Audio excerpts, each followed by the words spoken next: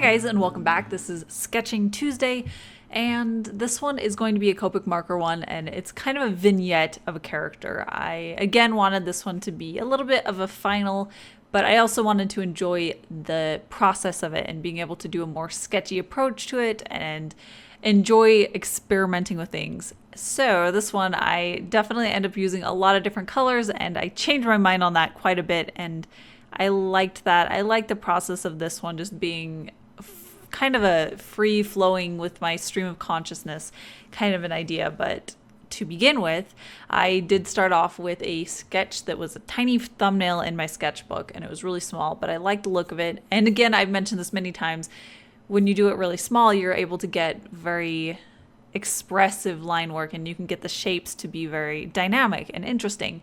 And when you try to redraw it in a larger form, a lot of times you lose that level of dynamicness and you lose stuff. So being able to take that thumbnail and then just blow it up larger and then refine it is my personal favorite way to work. It makes it so that I'm able to get really great quick ideas down, and it does mean that I am able to have it more refined as well. And at the very beginning, you could see where I was showing the tiny thumbnail, as well as where I had taken it into Photoshop and simply made it larger to the scale that I actually wanted to work on it.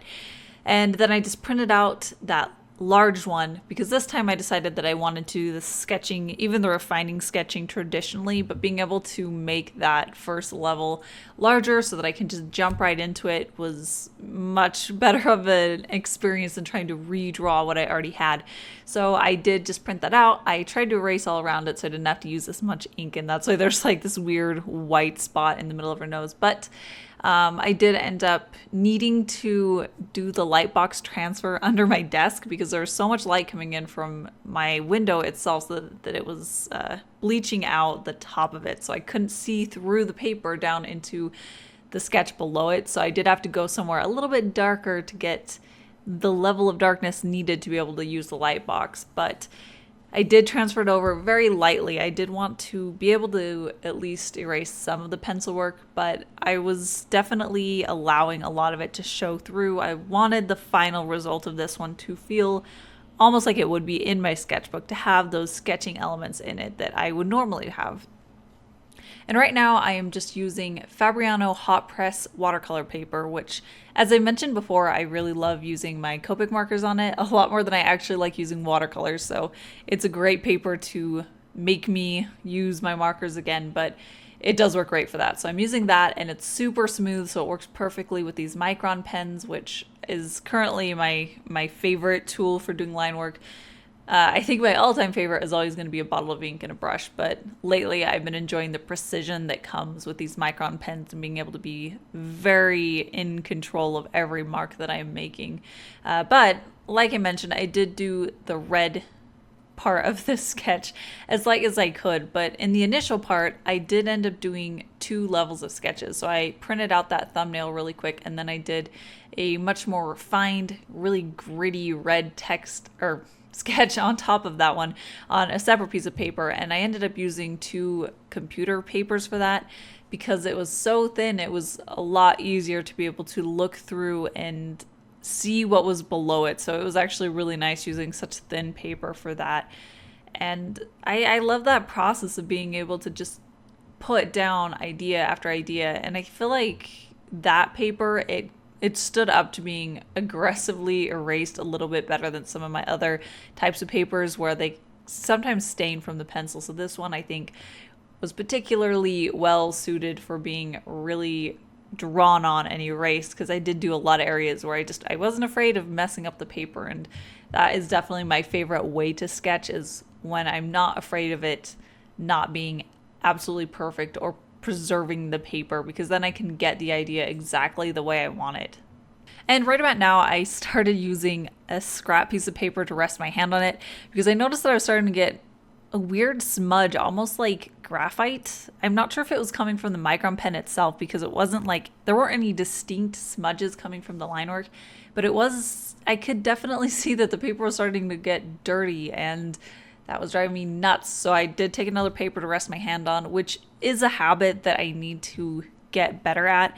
I definitely want to be able to protect the surface of my sketches, and your hand does have a lot of oils on it, so when you're resting it and rubbing it into your pieces, it is getting hand oils on it, so it can affect the quality of the piece and how your colors spread. And it's always better to just avoid making your papers as dirty as it can be. So I do need to get back into the habit of always having a paper under my hand. I used to be better at making sure that I always did that. It was just habit, but I've definitely fallen out of that practice after years and years of not doing it. So I'd like to do that more with all of them, even the ones that I'm not seeing an obvious problem like this one where it was starting to get dirty.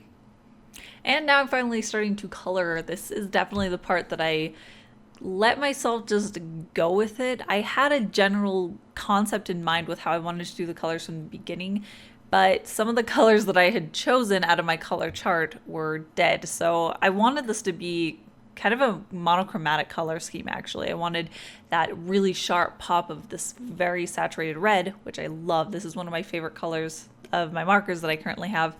But I wanted it to be that and neutral grays.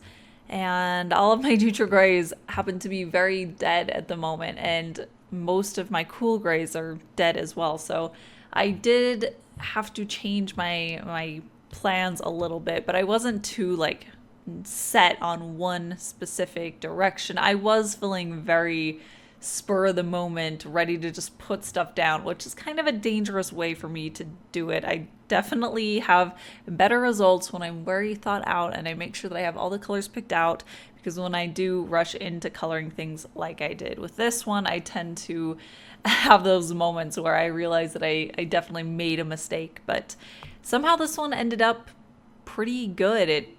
It definitely turned out in a way that I wouldn't have ever thought it would have. It has a very different look than I think I would have imagined at the beginning. Not that I had a particularly strong concept of how the colors would look from the beginning, but I did actually end up liking it, which, like I mentioned, when I just jump in with the colors, that doesn't always happen. So I'm a little bit relieved.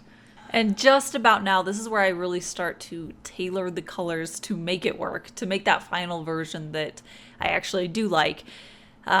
Right here where it has all that yellow, I felt like the yellow was just a little too light and bright and saturated to the point that it was competing with the red of her hood. And I wanted that one color to be the priority, the one that's the most eye-catching, and then I wanted the secondary color to be secondary, to sink behind her. So at first I didn't realize that was what I wanted, but once I put it down, I realized that having it as this really bright yellow moon looking thing, it was drawing the eye behind her, and then it was competing too much, so it was really chaotic, and it was just really hard to look at it and clearly see what should be the priority. So once I realized that it was really the yellow that just wasn't quite there, that's when I started doing some tests on my test paper, which I've tried out all of my colors to make sure that I actually liked how they did look. And I did like this yellow to begin with, but I decided that I wanted to make it more of a teal color. I love red and teal together because the teal is almost green. It's almost a complementary without quite being right on the nose. So I did want this one to be teal, which works great because just putting a slightly cooler teal on top of a yellow makes it a little bit more of a green teal. So those two colors definitely overlapped in a very nice way. That's one thing that it's important to remember color theory when you're using Copic markers, because then you can know what colors can layer well together and create a harmonious color. And that's it for today's sketch video. I liked her, I had fun, it was different, and I liked that she kind of ended up looking a little bit like a zombie with the green skin. That was not something I planned, but that's always fun when it's something so different that in the end it turns out to be like its own unique piece that even I didn't anticipate. But yeah, as usual, I will have this original up in my shop, so if you want to own an original by me, she is available. I'll have a link down in the description as well as in my end card that'll take you to my shop, and I'll have a link to all of the tools and everything that I use to create her down in the description as well, so you can check that out. But that is it for today. I do post every Tuesdays, Thursdays, and Saturdays, so if you haven't yet, hit subscribe. And if you have subscribed and haven't hit that bell yet, please hit the bell and you can get notifications on when I post. And now that I got that mouthful out, I will go ahead and say goodbye for now, but I'll see you guys in my next video.